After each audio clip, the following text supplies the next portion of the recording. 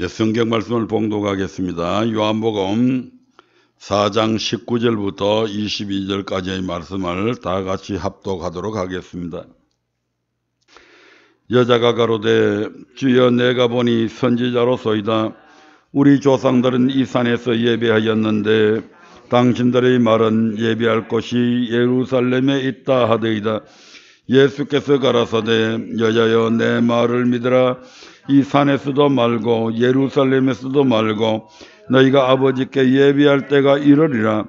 너희는 알지 못하는 것을 예배하고 우리는 아는 것을 예배하노니 이는 구원이 유대인에게서 남이니라. 아멘.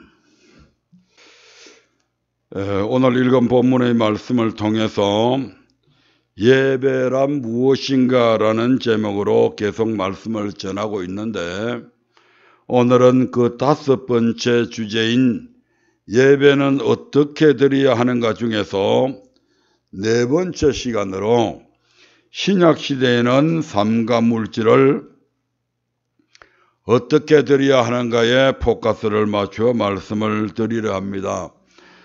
앞선 4시간 동안은 예배는 하나님께서 명하시는 대로 드려야 하는데, 먼저 우리의 삶적 몸을 어떻게 드리라고 명하셨는지에 대해 구약의 예배를 중심으로 살펴보았습니다만, 오늘은 신약에 있어서 예배를 어떻게 드리라고 명하고 있는지에 대해 살펴볼 것입니다.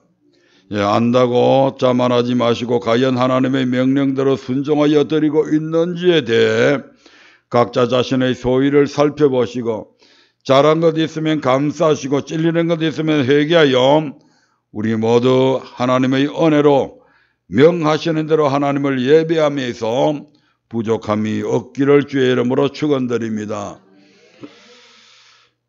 구약 시대에는 하나님께 어떻게 예배 드려야 하는가에 대해서 명하시는 대로 드려야 한다, 이렇게 명령하고 있는데, 신약에 있어서는 이걸 말씀이 이제 용어 자체가 조금 바뀌어집니다. 뭐라고 말씀하고 있는 거 아니? 신령과 진정으로 예배하라고 말씀을 하고 있습니다. 근데 따지고 보면 두 말씀이 같이 똑같은 말씀입니다. 구약 시대는 희생을 드리되 명하시는 대로 드리라 이렇게 하고 있는데, 신약 시대에는 요한복음 4장 23절 24절에 보면 이렇게 기록을 하고 있는 것을 보게 됩니다. 요한복음 4장 23절 보겠습니다. 시작.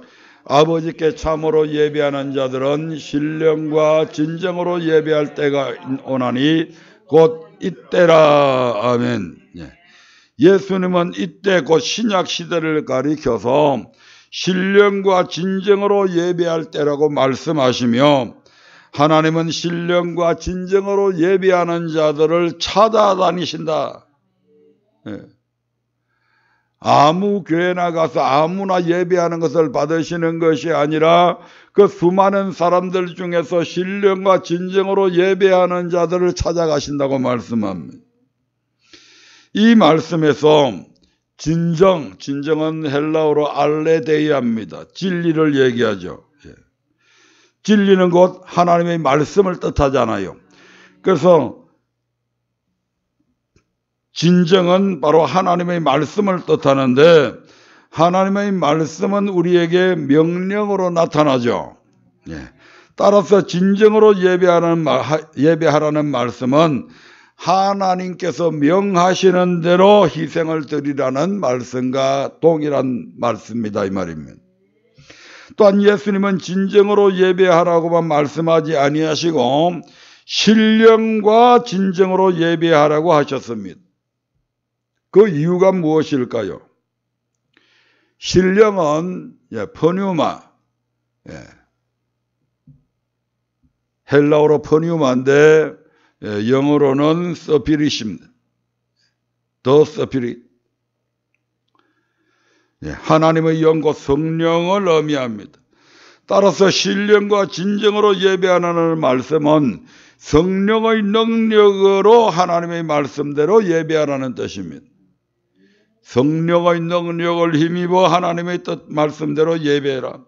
좀 더 정확히 말하면 신약시대에는 구약시대와 달리 진리 곧 하나님의 말씀대로 예배하기 위해서는 반드시 신령 즉 성령의 도우심이 있어야 한다는 것입니다. 왜냐하면 구약의 법과 신약의 법 사이에는 약간의 차이가 있기 때문입니다. 그래서 구약의 법과 신약의 법의 차이점이 무엇인지 몇 가지를 살펴보려고 합니다. 어떤 이는 예수님께서 이 땅에 오심을 통해서 율법은 폐하여졌다고 말합니다. 과연 그럴까요? 이에 관해서 예수님은 어떻게 말씀하셨는지 마태복음 5장 17절의 말씀을 통해서 살펴보겠습니다. 마태복음 5장 17절입니다. 같이 읽습니다. 내가 율법이나 선지자나 폐하려 온 줄로 생각지 말라. 폐하러 온 것이 아니요 완전케 하려 함이로라. 아멘. 예수님께서는 많은 사람들이 생각하는 것처럼 율법이나 선지자들이 한 말을 폐하러 온 것이 아니다. 오히려 뭐하러 오셨다고요? 완전케 하러 왔다 이렇게 말씀합니다. 율법이나 선지자는 여기서 구약의 율법을 의미하며 완전케 하다라는 말씀은 본래로 완성시키다, 성취하다, 더하다.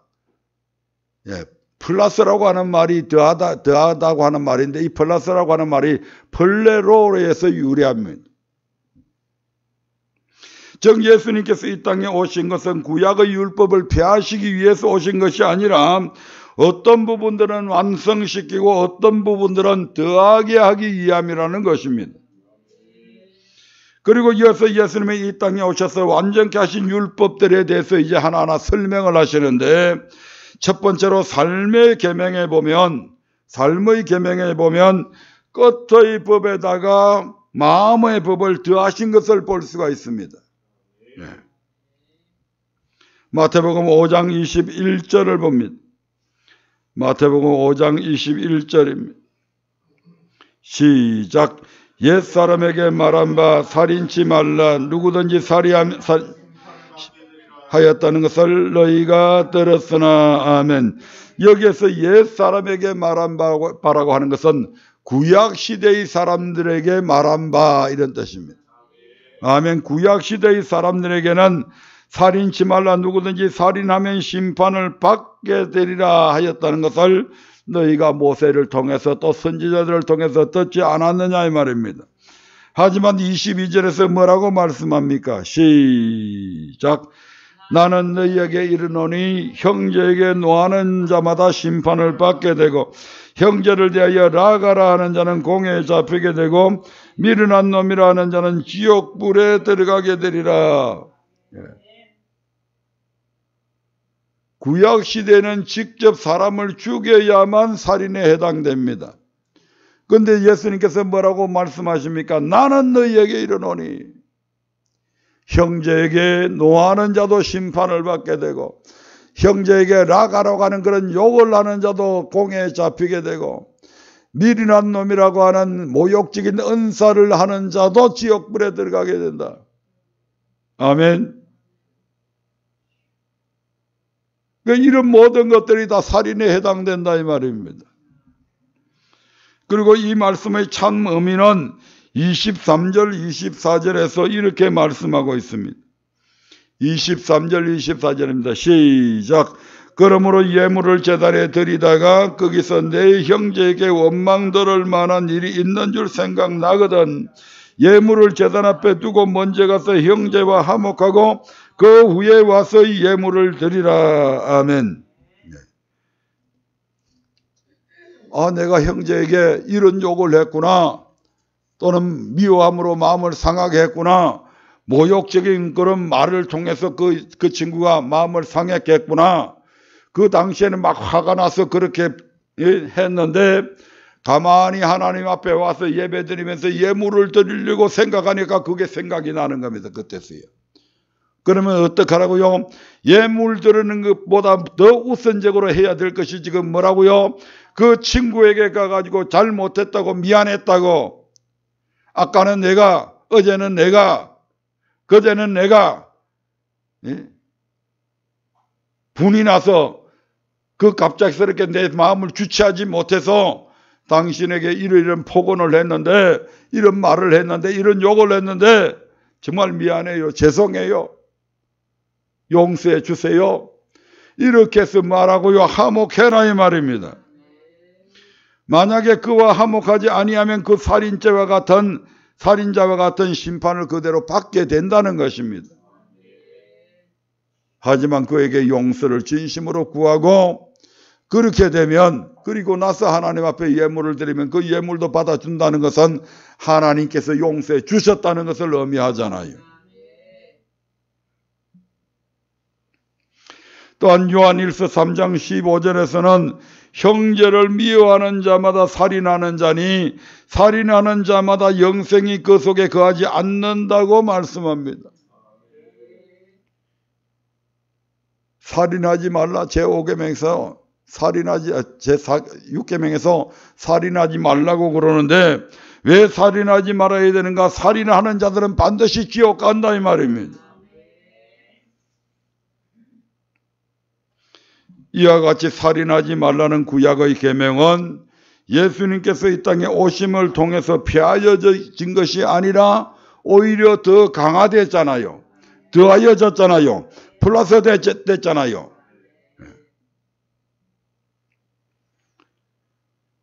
또 5장 27절부터 30절에 보면 옛 사람에게 말한 바 간음치 말라 이제 이렇게 말씀하는 것이 나옵니다.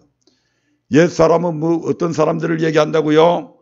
구약시대의 사람들.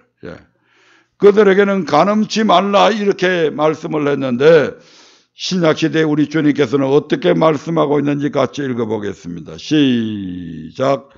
또 간음치 말라 하였다는 것을 너희가 들었으나 나는 너희에게 이르노니 여자를 보고 음욕을 품는 자마다 마음에 이미 간음하였느니라. 만일 내 오른눈이 너로 실족하거든 뼈내버리라. 내 백세 중 하나가 없어지고 온몸이 지옥에 던지지 않는 것이 유익하며 또한 만일 내 오른손이 너로 실족하거든 찍어내버리라. 내 백세 중 하나가 없어지고 온몸이 지옥에 던지지 않는 것이 유익하니라. 또 일렀으되 누구든지 아내를 버리거든 이혼 정서를 줄 것이라 하였으나 나는 너희에게 이르노니 누구든지 음행한 영 없이 아내를 버리면 이는 죄로 간음하게 하며 또 누구든지 버린 여자에게 장가드는 자도 간음함이니라. 아멘. 누구든지 아내를 버리거든 이혼 정서를 줄 것이니라.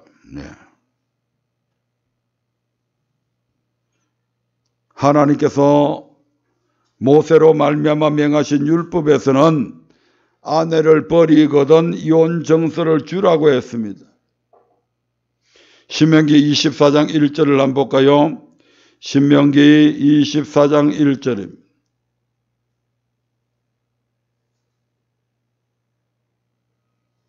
시작.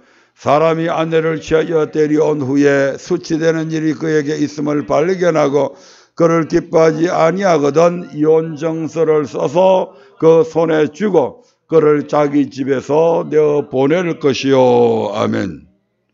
그런데 지금 주님께서는 뭐라고 하십니까? 사람을 창조하시는 하나님은 남자가 부모를 떠나 그 아내와 연합하여 둘이 한 몸을 이룰지로다라고 정하여 놓으셨습니다.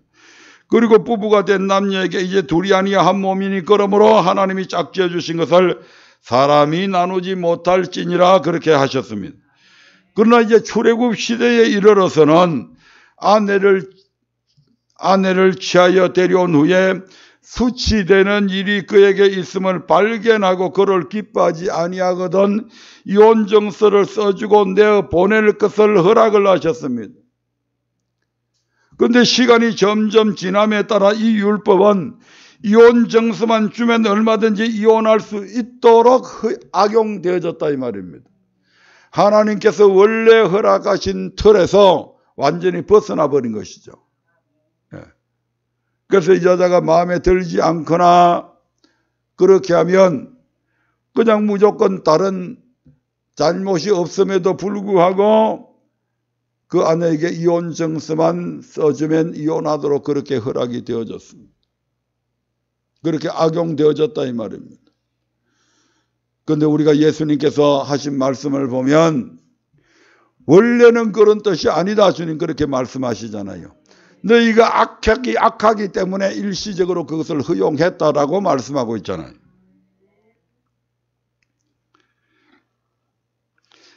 예수님께서 완전케 하신 신약의 법으로는 누구든지 음행한 영고 외에 아내를 내어버리고 다른 데 장가드는 자는 간음한 것이다. 아멘. 그 아내로도 간음하게 한 것이고 또한 버린 여자에게 장가드는 자도 간음함이니라고 말씀합니다. 이처럼 간음하지 말라는 모세의 율법 역시 예수님께서 오심을 통해서 폐하여진 것이 아니라 더욱더 강화된 겁니다. 아멘. 또한 옛사람에게 말한 바 흠맹세를 하지 말라 이렇게 말씀하고 있는데 예수님께서는 뭐라고 말씀하시는지 마태복음 5장 33절부터 37절의 말씀을 한번 보겠습니다. 시작. 또 옛사람에게 말한 바 흠맹세를 하지 말고 내 명세한 것을 주께 지키라 했다는 것을 너희가 들었으나 나는 너희에게 이르노니 도무지 맹세하지 말지니 하늘로도 말라 이는 하나님의 보좌임이요 땅으로도 말라 이는 하나님의 발등상임이요 예루살렘으로도 말라 이는 큰 임금의 성임이요 내 머리로도 말라 이는 내가 한 트럭도 희고 끊게 할 수 없음이라. 오직 너희 말은 옳다 아니라 아니라라. 이에서 지나는 것은 악으로 쫓아나느니라. 아멘. 흠맹세하지 마라.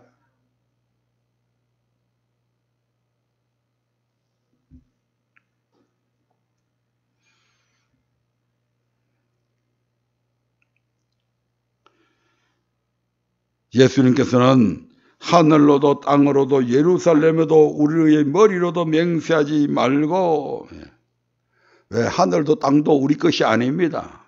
아멘. 하늘과 땅도 예루살렘도 우리 것이 아니잖아요. 우리 머리도 우리 것이 아니다 이 말입니다. 그걸 네가 네 것도 아닌 걸 가지고 왜 맹세하냐 이 말이죠.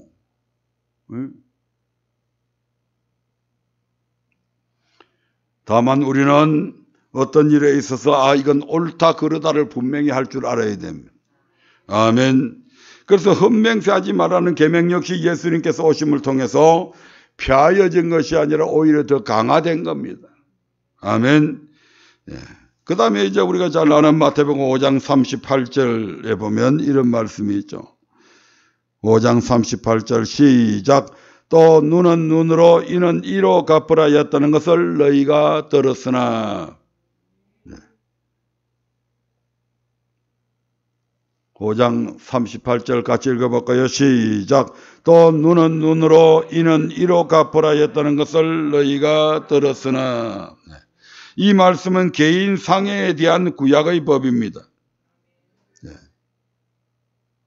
그래서 유대인들은 지금도 이 법을 그대로 그들의 삶에 적용하고 있습니다. 인근에 있는 국가들과 전쟁을 할 때도 마찬가지입니다. 만약 시리아나 이런 나라들에서 포격을 가해서 이스라엘 군인이 한 명 죽었다. 그러면 그 다음 날까지도 갈 거 없습니다. 이스라엘의 비행기들이 쫙 떠가지고 가가지고 무차별로 적들한테 공격을 해버립니다. 그러면서도 자기들은 그게 전혀 잘못됐다고 생각 안 합니다. 왜? 이는 이로, 눈은 눈으로. 너희들이 우리를 죽였으니까 생명은 생명으로 갚아라 이 말입니다. 1대1로 갚는 것이 아니고 거기에 몇 배를 더해서 갚아버립니다.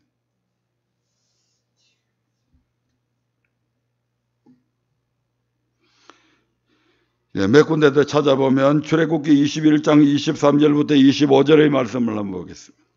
출애굽기 21장 23절부터 25절의 말씀입니다. 한번 읽어볼까요? 시작.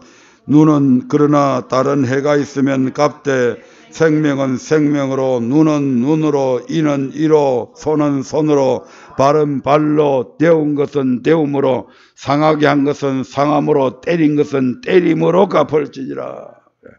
철저합니다.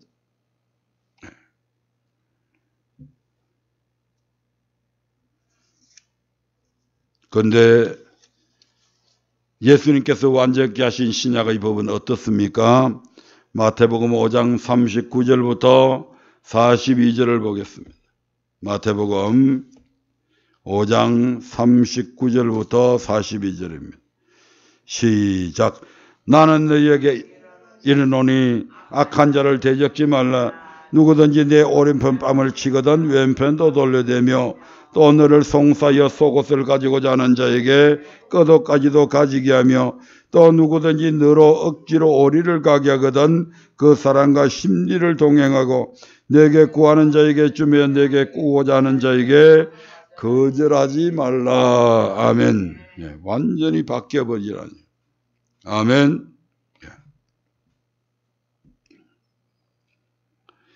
이처럼 개인 상해에 관한 율법 역시 예수님께서 오심으로 폐하여진 것이 아니라 더하여졌습니다. 그 다음에 43절부터 44절에 보면 내 이웃을 사랑하고 내 원수는 미워해라 이런 제 말씀이 있는데 예수님께서는 이걸 이제 달리 말씀하시죠. 일단 43절 44절을 보겠습니다. 시작. 또 내 이웃을 사랑하고 내 원수를 미워하라 했다는 것을 너희가 들었으나 나는 너희에게 이르노니 너희 원수를 사랑하며 너희를 핍박하는 자를 위하여 기도하라. 구약의 율법에서는 이웃을 사랑하고 원수를 미워하라고 하셨습니다. 그러나 예수님께서 완전케 하신 신약의 법에서는 원수를 사랑하며 핍박하는 자를 위해서 도리어 뭐 해줘라? 기도하라고 합니다. 누구에게든지 악으로 악을 갚지 말고 눈을 찔렀다고 해서 같이 눈 찌르지 말고 발을 상하게 했다고 해서 같이 발 상하게 하지 말고 이 말입니다. 오히려 선으로서 악을 이기라고 그렇게 교훈하고 있습니다.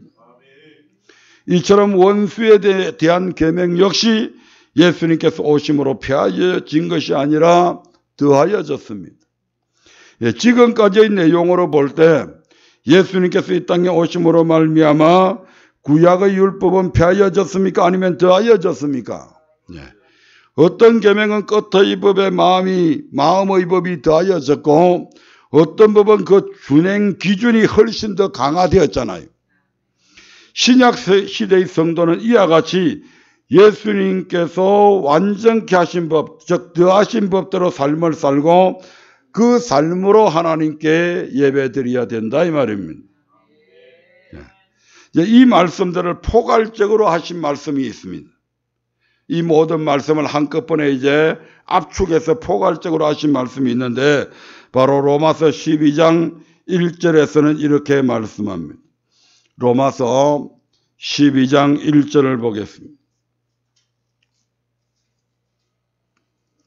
시작. 그러므로 형제들아 내가 하나님의 모든 자비하심으로 너희를 권하노니 너희 몸을 하나님이 기뻐하시는 거룩한 산제사로 드리라. 이는 너희의 드릴 영적 예배니라. 아멘. 너희 몸을 거룩한 산제사로 드리라. 이 모든 것을 압축해서 그러면 우리의 몸을 거룩한 산제사로 드리는 것은 어떤 것일까요? 로마서 12장 2절의 말씀을 보겠습니다. 로마서 12장 2절입니다. 시작. 너희는 이 세대를 본받지 말고 오직 마음을 새롭게 함으로 변화를 받아 하나님의 선하시고 기뻐하시고 온전하신 뜻이 무엇인지 분별하도록 하라. 이것이 우리의 몸을 거룩한 산제사로 드리는 것이다 이 말입니다. 그러면 하나님의 선하시고 기뻐하시고 온전하신 뜻은 그러면 무엇입니까? 로마서 2장 18절의 말씀을 보겠습니다. 로마서 2장 18절입니다. 시작. 율법의 교훈을 받아 하나님의 뜻을 알고 지극히 선한 것을 좋게 여기며, 한마디로 율법의 교훈이 곧 하나님께서 선하게 여기시고 기뻐하시고 온전하신 뜻이라는 것입니다. 결론적으로 너희 몸을 거룩한 산 제사로 드리라고 하는 말씀은 율법의 교훈대로 행하고 그 삶으로 하나님께 예배 드리라고 하는 뜻입니다. 그러면 율법의 교훈은 무엇입니까? 율법의 교훈을 압축하면 무엇입니까? 마태복음 22장 35절부터 40절의 말씀을 한번 보겠습니다. 마태복음 22장 35절부터 40절입니다. 율법은 우리에게 무엇을 교훈하고 있는가? 율법이 굉장히 광범위한 것이 보이지만 여기에 말씀해 보면 율법을 딱 압축시켜 놓은 말씀들이 있습니다. 시작. 그 중에 한 율법사가 예수를 시험하여 묻되 선생님이요 율법 중에 어느 계명이 크니까? 예수께서 가라사대 내 마음을 다하고 목숨을 다하고 뜻을 다하여 주 너희 하나님을 사랑하라 하셨으니 이것이 크고 첫째 되는 계명이요 둘째는 그와 같으니 내 이웃을 내 몸과 같이 사랑하라 하셨으니 이 두 계명이 온 율법과 선지자의 강령이니라. 온 율법과 선지자들, 모세 율법과 그 이후에 나타난 선지자들이 가르친 모든 말씀들을 다 압축시키면 바로 이 두 말씀으로 요약될 수 있다 이 말입니다. 마가복음에서도 이와 같이 말씀을 하고 있습니다. 마가복음 12장 28절부터 31절의 말씀을 한번 보겠습니다. 마가복음 12장 28절부터 31절입니다. 이번에는 서기관이 묻습니다. 시작. 서기관 중 한 사람이 저희의 변론하는 것을 듣고 예수께서 대답 잘 하신 줄을 알고 나와 묻되 모든 계명 중에 첫째가 무엇이니까? 예수께서 대답하시되 첫째는 이것이니 이스라엘아 들으라. 주 곧 우리 하나님은 유일한 주시라. 내 마음을 다하고 목숨을 다하고 뜻을 다하고 힘을 다하여 주 너희 하나님을 사랑하라 하신 것이요 둘째는 이것이니 내 이웃을 내 몸과 같이 사랑하라 하신 것이라. 이에서 더 큰 계명이 없느니라. 아멘.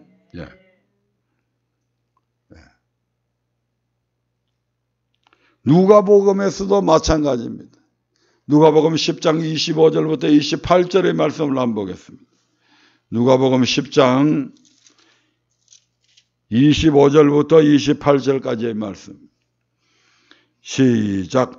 어떤 율법사가 일어나 예수를 시험하여 가로되 선생님 내가 무엇을 하여야 영생을 얻으리이까?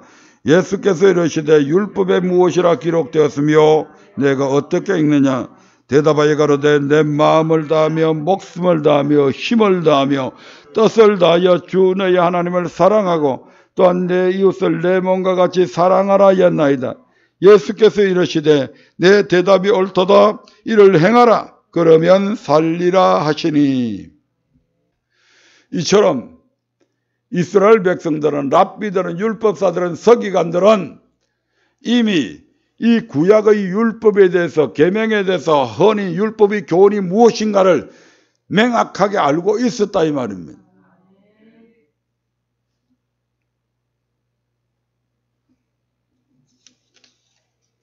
한마디로 하나님을 사랑하고 이웃을 사랑하는 것이 바로 뭐다? 율법이다 이 말입니다. 그럼 율법이 폐하여졌다고 하면 이웃 사랑하지 말고 하나님 사랑하지 말고 이웃 사랑하지 말라는 것이 이웃 사랑하는 것이 폐하여졌다는 말이 되잖아요. 하나님 사랑하라고 하는 말씀도 폐하여졌고 이웃을 내 몸과 같이 사랑하라고 하는 것도 폐하여졌다는 얘기가 되잖아요. 폐하여진 게 아니라고 그러잖아요. 오히려 더 강화된 거죠. 아멘. 사도 바울도 로마서에서 이와 같은 말을 합니다. 로마서 13장 8절부터 10절의 말씀을 한번 보겠습니다. 로마서 13장 8절부터 10절입니다. 시작. 피차 사랑의 빛 외에는 아무에게든지 아무 빛도 지지 말라. 남을 사랑하는 자는 율법을 다 이루었느니라. 간음하지 말라, 살인하지 말라, 도적질하지 말라, 탐내지 말라 한 것과 그 외에 다른 계명이 있을지라도 내 이웃을 내 자신과 같이 사랑하라 하신 그 말씀 가운데 다 들었느니라. 사랑은 이웃에게 악을 행치 아니하나니 그러므로 사랑은 율법의 완성이니라. 아멘. 수많은 율법들이 있지만 그 율법들이 전부 다 뭐 안에 다 포함된다고요? 사랑하는 것 안에 다 포함된다. 8절에서 남을 사랑하는 자는 율법을 다 이루었다고 말씀합니다. 그리고 그 이유는 9절에서 간음하지 말라, 살인하지 말라, 도적질하지 말라, 탐내지 말라 한 것과 그 외에 다른 수많은 계명들이 있다 할지라도 내 이웃을 내 자신과 같이 사랑하라고 하신 말씀 가운데 다 포함되어져 있다 이 말입니다. 그렇기 때문에 남을 사랑하는 자는 율법을 다 이루었다고 결론을 내리는 겁니다. 한마디로 사랑은 율법의 완성입니다. 따라서 율법의 교훈은 사랑이며 하나님의 선하시고 기뻐하시고 온전하신 뜻도 결국 뭐라는 얘기입니까? 사랑이라는 얘기죠. 아멘. 예, 결론적으로 내 몸을 하나님이 기뻐하시는 거룩한 산제사로 드리라는 말씀은 우리의 몸으로 사랑의 삶을 살고 그 삶으로 하나님께 예배할 때 하나님께서 기뻐하시고 그 예배를 받으신다는 의미가 되겠습니다. 그런데 놀라운 것은 이 소식이 신약시대부터 전해진 것이 아니라 사도 요한이 처음으로 전한 것이 아니라 이미 창조시대에 속한 가인과 아벨의 때부터 전해지고 있다는 점입니다. 가인과 아벨의 때로부터 거의 4,000년, 3,000 몇백 년 되겠네요. 거의 4,000년이 지날 때까지 이 교훈이 그대로 이스라엘 백성들 사이에 이 교훈이 이어져 왔다 이 말입니다. 요한일서 3장 11절부터 12절을 봅니다. 요한일서 3장 11절부터 12절입니다. 시작.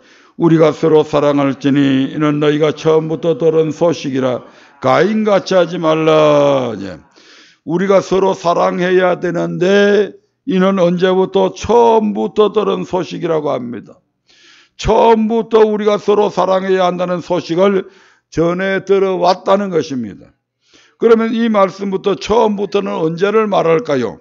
물론 넓게는 하나님께서 세상에 사람을 창조하신 날부터 라고 이해할 수도 있습니다. 그러나 이어지는 이 말씀을 볼 때에 고려해 볼 때 처음부터는 바로 가인과 아벨의 때부터임을 알 수가 있습니다. 즉 가인과 아벨의 때부터 이미 우리가 서로 사랑해야 한다는 소식을 들어왔다는 것입니다. 그때부터 언제까지? 바로 2000년 전까지 약 4000년 동안 그 소식이 그대로 전해져 왔다는 얘기입니다. 그리고 12절 말씀에서 가인같이 하지 말라고 그럽니다. 가인이 어떻게 하였기에 가인같이 하지 말라고 그러는 겁니까? 저는 악한 자에게 속하여, 가인은 어떤 자에게 속했다고요? 악한 자에게 속했다는 가인같이 하지 말라고 하는 것은 너희는 악한 자, 가인처럼 그런 악한 자에게 속해 있지 마라 이 말입니다. 그래서 그 아우를 죽였으니 어떤 연고로 죽였느냐? 자기의 행위는 악하고 그 아우의 행위는 의로움이라고 말씀합니다. 여기에서 가인의 행위가 악하였다는 말은 가인이 하나님을 경외하는 삶을 살지 않았다는 의미가 됩니다. 왜? 악이 무엇입니까? 하나님을 경외하지 않는 것이 악이라고 성경은 예레미야 2장 19절에서 그렇게 말씀하잖아요. 그러니까 가인은 하나님을 경외하지 않는 삶을 살았다. 그러니까 하나님의 말씀을 그냥 역같이 여겼다 이 말입니다. 그러다 보니까 하나님께서 야, 너 내게 예물을 드릴 때에 첫 것을 드려야 되라고 했을 때도 무슨 소리 하고 있는 거야? 이건 아무거나 드리면 되지. 왜? 하나님을 경외하는 마음이 없었기 때문에. 그래서 가인의 행위가 악하였다는 말은 가인이 하나님을 경외하지 않는 삶을 살았다, 율법을 지키지 않았다, 사랑하는 삶을 살지 않았다는 것으로 귀결이 됩니다. 반대로 아벨의 행위가 의로웠다는 말은 아벨이 하나님의 율법과 명령을 지켰다, 즉 아벨은 사랑하는 삶을 살았다는 뜻입니다. 결론적으로 아벨은 율법의 교훈을 쫓아 사랑의 삶을 살았기 때문에 하나님께서 그의 제사를 연락하셨을 뿐만 아니라 비록 죽었으나 의로운 자라고 하는 정고를 얻었습니다. 그리고 믿음의 조상이 되죠. 아멘. 그러나 가인은 율법의 교훈을 쫓지 않고 사랑의 삶을 살지 않았기 때문에 하나님께서 그의 제사를 연락하지 않으셨고, 이로 인해 아우 아벨을 죽이고 하나님 앞에서 쫓겨나게 되고 결국 믿지 않는 자들의 조상이 되어버립니다. 그러므로 가인같이 악한 삶을 살아서는 절대로 안 되며 서로 사랑하는 삶을 살아야 한다는 소식을 우리가 처음부터, 즉 가인과 아벨의 때부터 이미 들어왔다는 것입니다. 그래서 예수님과 서기관의 대화 속에서 그 서기관으로 하여금 이런 말을 하게 만듭니다. 마가복음 12장 33절입니다. 마가복음 12장 33절입니다.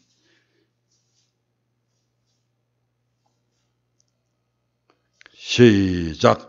또 마음을 다하고 지혜를 다하고 힘을 다하여 하나님을 사랑하는 것과 또한 이웃을 제 몸과 같이 사랑하는 것이 전체로 드리는 모든 번제물과 기타 제물보다 나으니이다. 왜 그 삶이 하나님을 사랑하는 것과 이웃을 제 몸같이 사랑하는 것이 하나님 앞에 드리는 모든 번제물과 기타 제물보다 왜 낫다고 그럴까요? 바로 사랑하는 삶을 살지 않고 드리는 그 예배, 그 제사는 어떤 좋은 그런 제물을 드린다 할지라도 받지 않기 때문에 그렇습니다.